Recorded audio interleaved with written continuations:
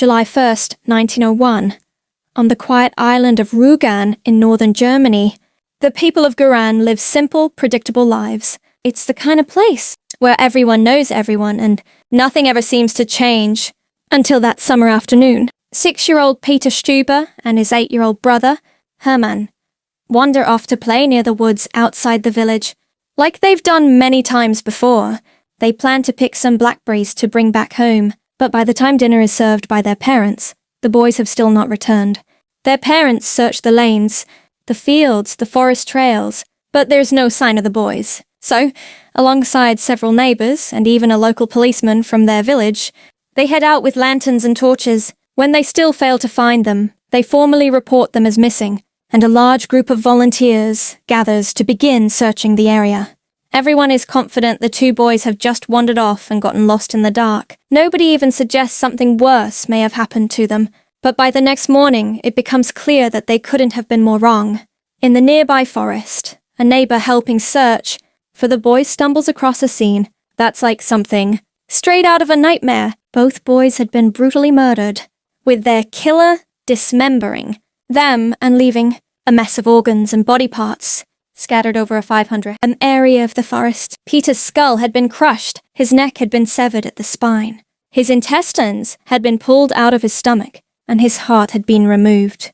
Hermann's body had been cut in half, with his legs being found far away from his torso. Even more disturbingly, his heart had also been removed, and it was nowhere to be seen. What was done with it would never be known, because his heart would never be found. The scene reminds the villagers of something that happened a few weeks earlier. A number of sheep had been discovered, slaughtered, and dismembered at a nearby pasture, their remains scattered everywhere. There had been whispers that either witchcraft rituals or some sort of supernatural monster like a werewolf were responsible. So to the villagers, it seems like whoever or whatever was behind those animal attacks must also be behind this new, even more sickening crime. Rugan and northern Pomerania more broadly was one of the most tradition-heavy regions of Imperial Germany at the turn of the century. In the 1800s, Mecklenburg and Pomerania were known for their rich oral folklore. Witches, werewolves, and forest spirits featured heavily in local tales.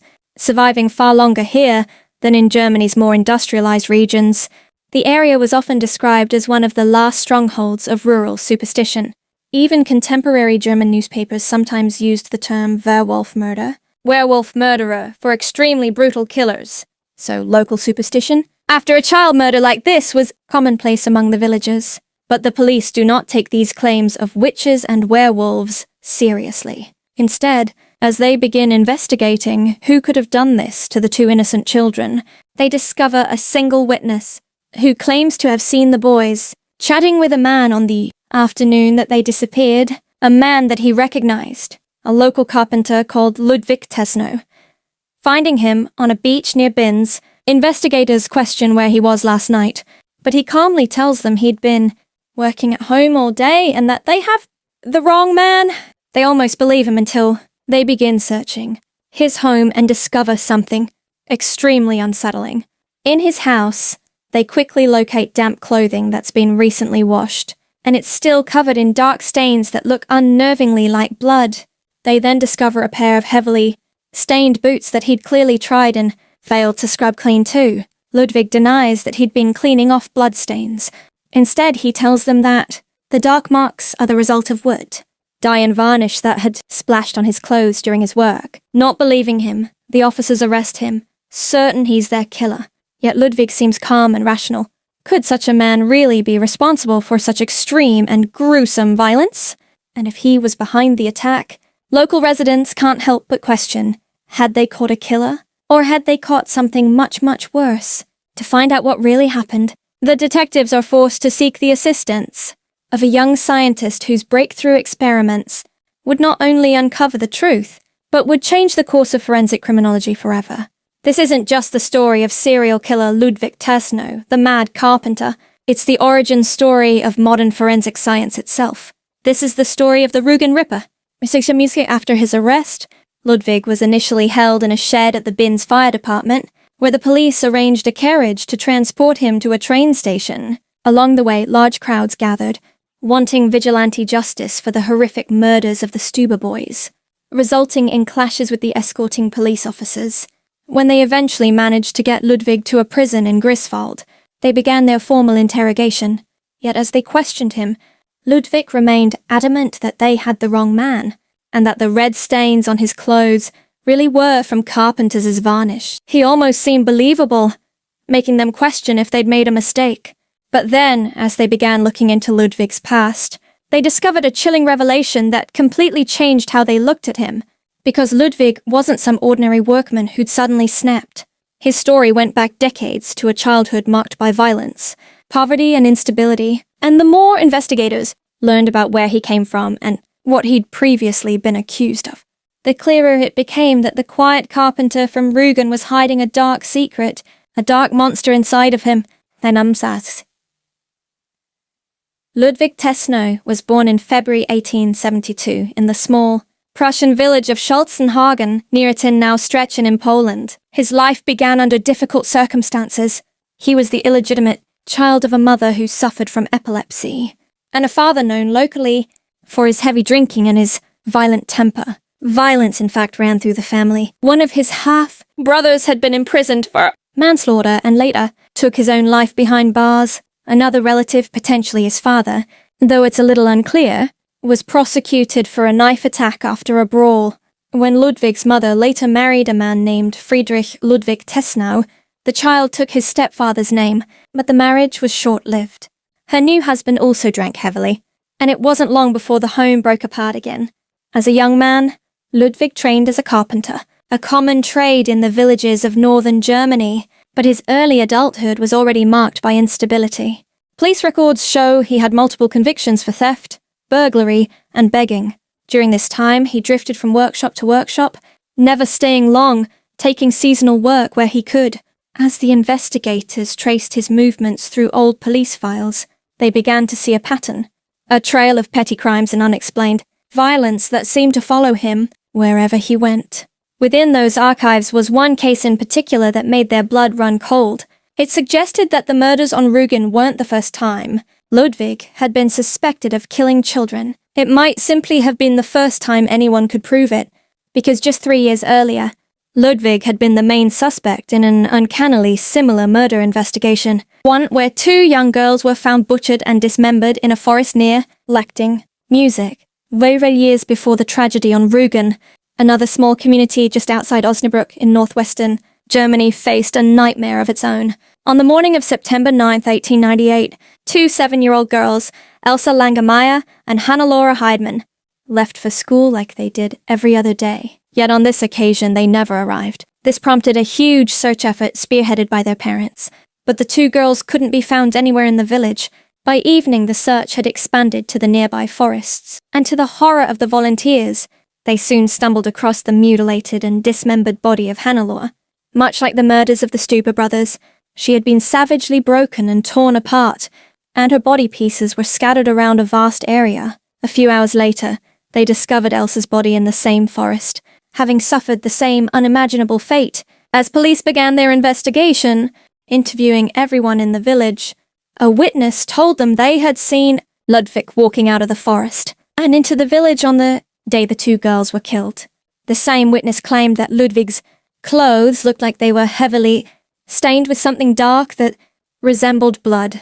Police rushed to arrest Ludvig, finding him still wearing the stained clothes. Yet, he quickly explained the marks away as being wood dye from a carpentry job, claiming he'd been returning from work when he was spotted near the woods. In 1898, forensic science was in its infancy, and to the naked eye, there was no way to distinguish a dried bloodstain from a splash of dark dye. The investigators were powerless to refute his claim. As police interrogated him, Ludvig showed no signs of anxiety, and police felt he appeared rational and sound, not like the type of person who could have committed such extreme violence only hours earlier, although they did find a button in the forest near one of the crime scenes that matched those on Ludvig's suit. Ludvig claimed it had been lost weeks earlier, and they ultimately released him, believing his claim about the wood dye and having no other evidence linking him to the murders. While it might seem strange to us that they let him go, it's worth remembering that at the time the prevailing belief was that only someone with a severe mental illness could commit such horrific acts of murder, so the fact that Ludvig was calm, rational, and realistically seemed normal to them essentially cleared him of suspicion. Supposedly, in the weeks after the murders, Ludvig was frequently seen around the village wearing the same stained clothes. He'd made no attempt to clean them, which perhaps makes sense if the stains really would die. But if they were blood from the girls, the levels of arrogance and depravity are almost unbelievable. He was literally walking around the relatives of his victims, covered in their blood, mocking them. Not long after, Ludvig packed his tools and moved on, leaving behind a grieving, terrified village and a crime that seemed destined to remain unsolved. By 1901, he'd drifted to Rugan, Germany's largest island, working as a carpenter and handyman with a master carpenter named Schmidt in the seaside village of Barb, which was just a short walk from Guran. Locals described him as quiet, shy even, but said his moods changed without warning. Some days he was polite and sober, others he was withdrawn and drinking heavily. But nobody in his new village had any idea about his alleged involvement in the murder of the 2 young girls. That same year, he came to the attention of the police several times. In March of 1901, a young woman named Berta Lewo near the town of Pribanau was attacked on a country path, but managed to fight off her assailant. Ludvig was briefly arrested in connection with the attack, but later released for lack of proof. A few months later, farmers near Barber reported a string of sheep mutilations, animals found ripped apart in their fields. When shown a lineup, one farmer picked out Ludvig as the man he'd seen loitering near his flock, but none of it led to charges. Ludvig returned to his workbench, carving joints and varnishing boards, and went largely unnoticed in the small coastal community. And it was not long after that the 2 young brothers vanished, while out picking blackberries, and once again, the quiet carpenter's name would come up. Music.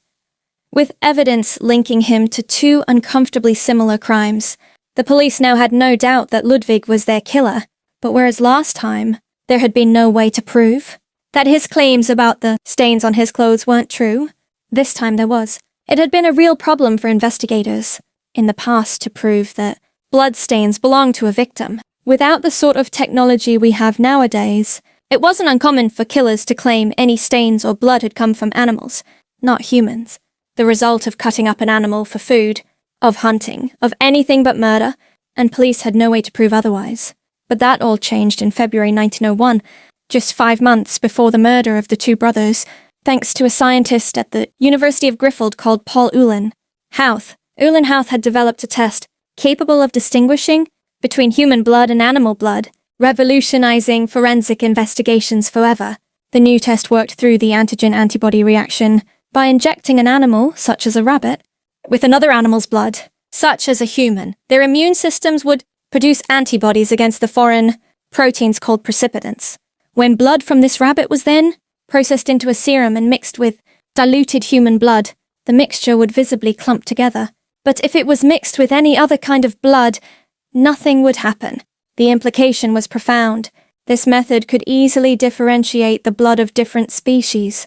In early 1901, he had reported that he could distinguish cow blood from that of horses, sheep, dogs, and critically humans. This test had never been used in a criminal case before.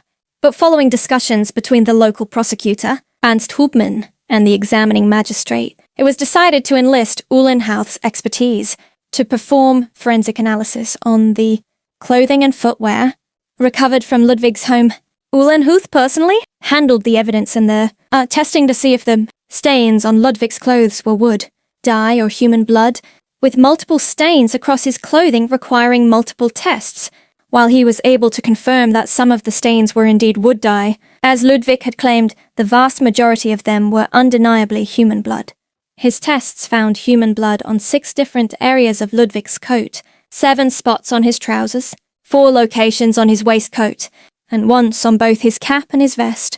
As well as human blood, he also found traces of sheep's blood on Ludvig's jacket and trousers, which essentially confirmed that Ludvig had not only killed the Stuber brothers, but that he'd also been responsible for the mutilated sheep found a couple of weeks before their murders. While technology at the time didn't enable them to confirm exactly whose blood was on Ludvig's clothing, It was deemed strong enough evidence to charge him with murder. For the first time in history, science had linked a suspect to a murder through species-specific blood testing. The story made front-page news across Germany, with the press dubbing it the Blut, Propofol the blood test case, and by the summer of 1902, the trial for the monster of Rugan was set to begin. Although the prosecution believed the evidence overwhelmingly proved Ludvig's guilt in the murders of the Stuber brothers, what was less obvious was whether he could be held mentally responsible for them. After all, what kind of person rips children limb from limb and scatters their remains over hundreds of feet? And for what possible purpose other than madness? Ludvig had been sent to the Ueckermunda sanatorium for months to be observed. During his time there, 6 separate psychiatrists examined him independently, and all of them concluded that he was not mentally accountable. At the time of the killings, they discovered that Ludvig had spent hours at the crime scenes after the murders, moving body parts around. They argued that a rational killer would have tried to cover his tracks and flee, leading them to believe that Ludvig was insane and must suffer from some sort of severe mental illness. In contrast, Uhlenhauth served as the chief prosecution witness, testifying about his findings that contradicted Ludvig's claims that the stains on his clothing were from wood dye. The defense tried to undermine him, calling the test unproven and experimental. They argued that coincidence, not science, was being dressed up as certainty. But the data was clear, the method sound, and the results reproducible. Despite the claims of insanity and mental illness, the prosecutor dismissed the psychiatric reports and urged the jury to convict Ludvig without hesitation to ensure this monster would be removed from society. The jury agreed, and on December 14, 1902, Ludvig was found guilty of the murders of Hermann and Peter, Stuber, and sentenced to death by guillotine. That was in spite of the fact that the law prohibited capital punishment in cases of diminished mental capacity. This led to outrage among the psychiatric community, who questioned why they'd been consulted at all if their findings were just going to be ignored. Ludvig's execution was scheduled for October 17, 1903 at Grisfeld Prison, but the night before he suffered a violent seizure and lost consciousness. As a result, he was transferred to the Griff Mental Hospital with his execution postponed. While there, his defense opened an appeal citing his apparent mental illness and succeeded in getting his case reopened. At his second trial, the same debate between psychiatric experts and the prosecution played out, with the defense fighting for Ludvig to be deemed not mentally responsible and thus unable to be executed. However, the jury ultimately reached the same conclusion as they did in the first trial, sentencing Ludvig to death again. Newspapers at the time, such as the Berlin Der, supported the verdict, claiming it didn't matter if he was sane or not. He needed to be killed for his crimes. Ludvig was then beheaded in 1904 in the courtyard of Griswald Prison. At least that's the typical ending to this story that's been told for over 100 years, but it might not actually be true. There are actually no documents or judicial files that exist regarding Ludvig's execution, given that the case was fairly high profile at the time. This has always led some historians to question if it actually happened or not. But if Ludvig wasn't executed, then what exactly did happen to him after he was found guilty? The answer might not be what you're expecting, because in 2016, forensic psychiatrist Jan Armster claimed that he'd uncovered the truth in some old hospital archives. While he was researching the case, he found documents stating that Ludvig's sentence was actually quietly commuted from death to life imprisonment. And this claim was backed up by historian Andreas Albus and a number of German criminologists who looked over the findings. Among the newly unearthed documents, files from the Strassen State Mental Hospital were discovered that stated definitively that Ludvig was transferred to a highly secure wing of the facility in 1913, a decade after he was said to have been executed. These same files showed that Ludvig remained in the hospital until 1939, listed as an uncured patient. That November, the hospital was then cleared out as part of the Nazis' action toward euthanasia program, a state-sponsored mass killing of the mentally and chronically ill. According to the files, 300 of the hospital's mentally ill patients were taken to Poland and executed by the SS in what is now known as the Paschnica Massacre, and Ludvig was among them. If this is true, Ludvig, a monstrous killer who terrified the public, may have ultimately met his fate at the hands of a far larger, more methodical, and even more incomprehensible machine of death, music. While Ludvig's story faded into obscurity, Paul Uhlenhauth's discovery changed forensic science forever. His precipitate method, the first test that could tell human blood from animal blood, was officially adopted as court-admissible evidence in Prussia in 1903, barely a year after Ludwig's conviction. Within a decade, laboratories across Europe were using it in thousands of criminal cases. For the first time, investigators could separate truth from lies and know beyond words and excuses what kind of blood they were actually looking at. It soon expanded beyond blood to hair, tissue, and other bodily fluids. And by the 1920s, forensic institutes had standard operating manuals derived directly from Uhlenhauth's test. Decades later, when DNA profiling emerged, scientists cited his work as its conceptual ancestor, the first successful attempt to link evidence directly to a person through biology. For students of forensics, Ludwig's case remains the origin point, giving it an unexpected legacy in the pages of criminal history. But Uhlenhauth's own story didn't remain untarnished.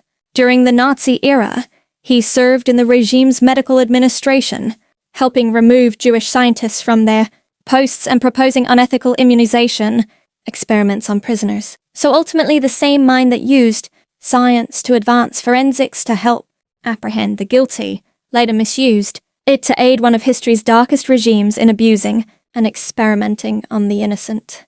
And that duality between knowledge and cruelty, progress and corruption, runs through this whole case. In 1901, villagers in Rugan still whispered about werewolves and dark magic.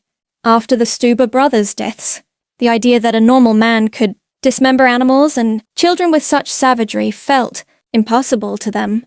Yet at the very same moment, Germany's courts were beginning to replace superstition with science and belief with proof. For centuries, killers accused of similarly savage crimes across Europe had almost always been labeled as werewolves or other supernatural beings. But now, psychologists could finally explain what sort of human being could commit these unspeakable acts.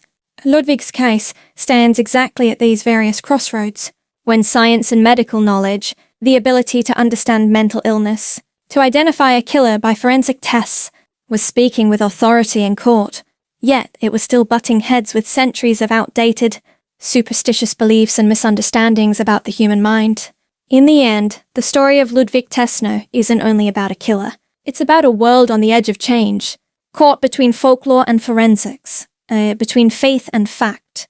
Ludvig himself disappeared into history, consumed by something even more evil than himself. But the stain that exposed him never really faded. Instead, it became a symbol of the moment the microscope learned to speak, and the dead finally began to speak back to it. And because of that first test and everything it set in motion, countless victims since have been given a voice and a chance at justice. And with that, our exploration of this historic true crime case comes to a close. As always, thanks so much for watching, and don't forget to do all the things the mighty algorithm gods desire of you. You know, like and subscribe, drop a comment, sacrifice a goat, all the usual stuff. If you want to support my channel further, there's a membership option here on YouTube and a Patreon linked down in the description as well. They're both really just gestures of support right now. Though if you join either, you do get to see your name at the end of my videos, alongside all the lovely people popping up on screen in a few seconds. So, until next time, you have been watching The Mystery Abyss.